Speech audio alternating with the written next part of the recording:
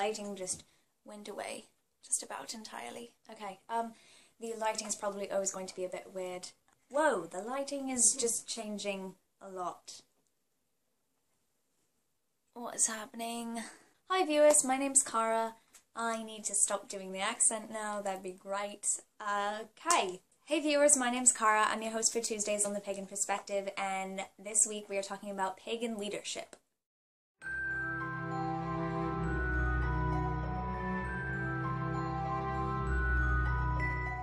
This week's topic comes from Danni Niles, and she sent us a link to a Wild Hunt article that has to do with this topic, but unfortunately when I went to look at it, the page no longer exists, so I wasn't able to read the article about this.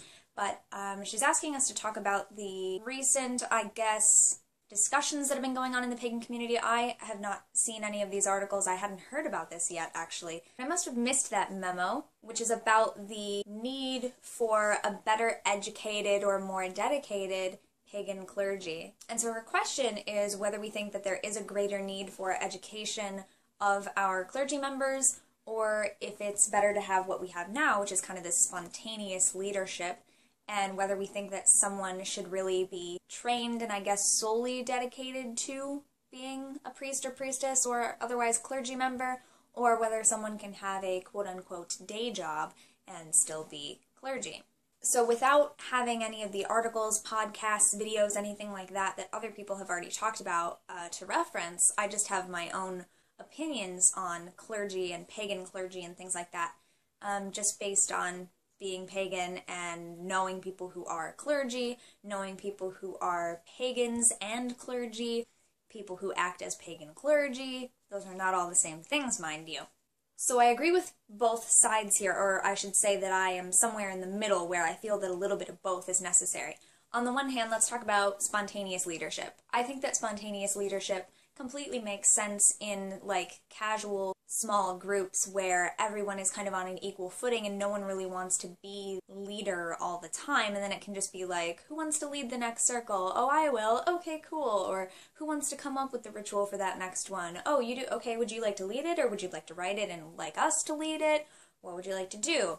I think that makes sense in groups like that. That's what I think of as spontaneous leadership. Or if there's a group and kind of a bunch of people don't really want to lead, but there should be a leader and someone volunteers and everyone else agrees with them being the leader. I think of that kind of stuff as being fine, and I think that stuff makes sense. I feel rather strongly about people identifying themselves as pagan clergy. I feel that they should really be honest about what their qualifications are and be honest about whether they have any certification. Accreditation is not the word that I'm looking for.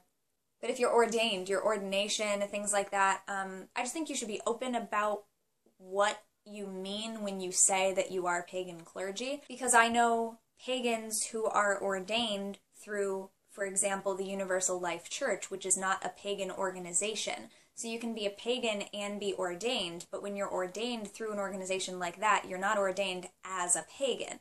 And so I feel like people should just be open about saying that, and people should understand what that means when you say that. And it bothers me when people say that they are an ordained pagan, yada yada, whatever their title is, and what they mean is that they're ordained through different organizations such as that, where you can just get ordained online, etc., which there's nothing wrong with that. I just think that you should be open about what that is and know that it is different than someone moving up through training levels within a pagan organization and being a priest or priestess or having that level of clergydom within a pagan construct. So I think there are different ways of going about it, and just the way that I've always been with my path is just being open about what my labels are, how I use them, what they mean, so that people know what I'm talking about, just so we're on the same page.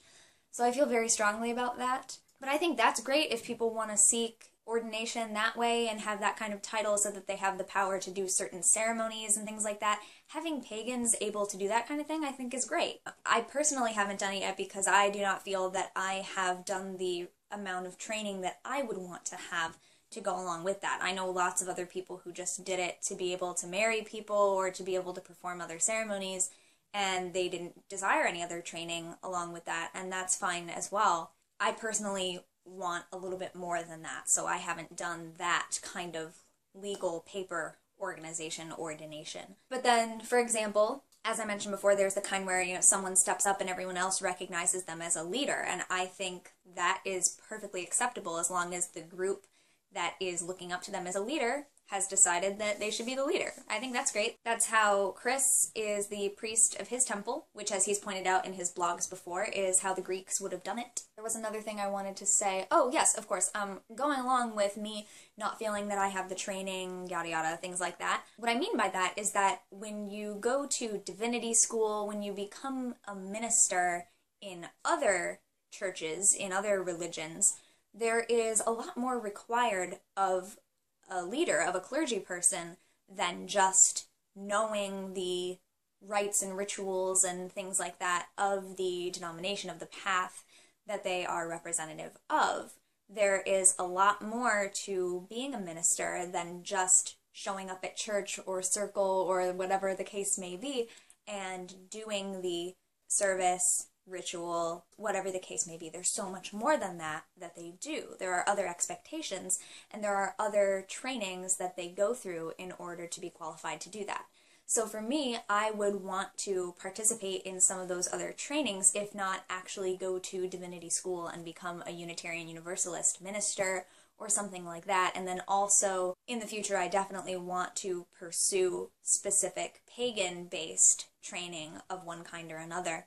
I would want to make sure that I have training as a spiritual counselor, so that if people are coming to me with counseling type issues, that I have the qualifications to do that. Because people come to me with that kind of thing now, and I give my advice, and that's fine, but I always, I'm open with people in that I don't have formal training to be a counselor for you. I am not that, and so I do recommend that people go to an actual counselor, because I've been to one and I love it, and I think it's a great resource.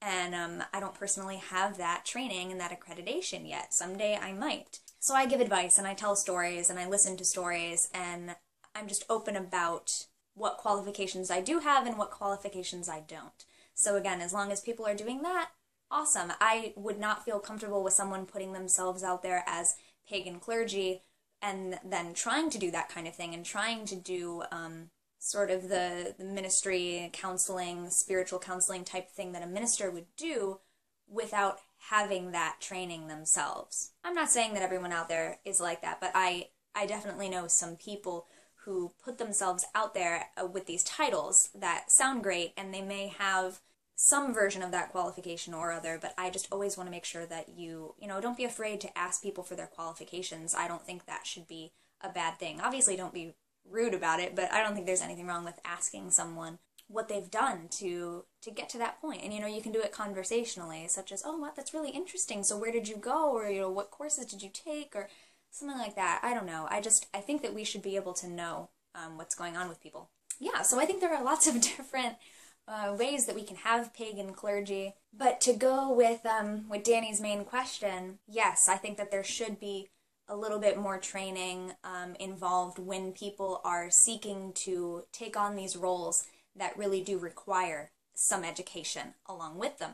But I also think that spontaneous leadership is great in the instances where that is the most appropriate.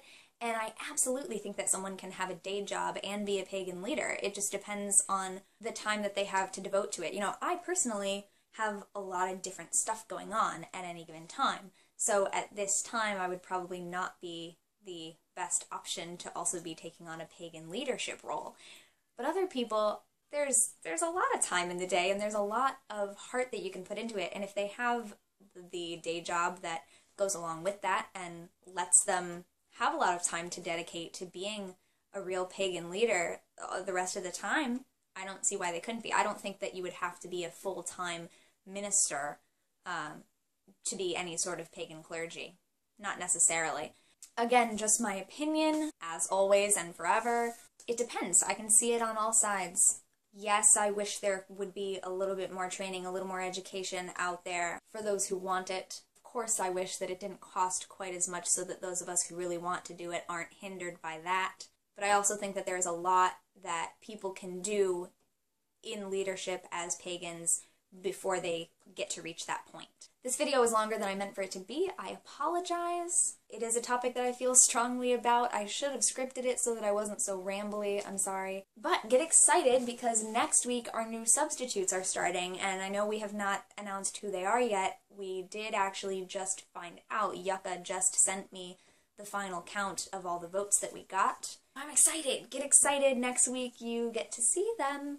And I'd love to hear your opinions on this subject as well, so please comment below. And I'll see you back here next month. Visit me on my personal channel, link in the description. Until then, so thank you very much for watching, and until next time, don't forget to be awesome, blessed be, and goodbye. The lighting is going to be very weird until I figure out this whole using my phone as my camera thing. Yeah.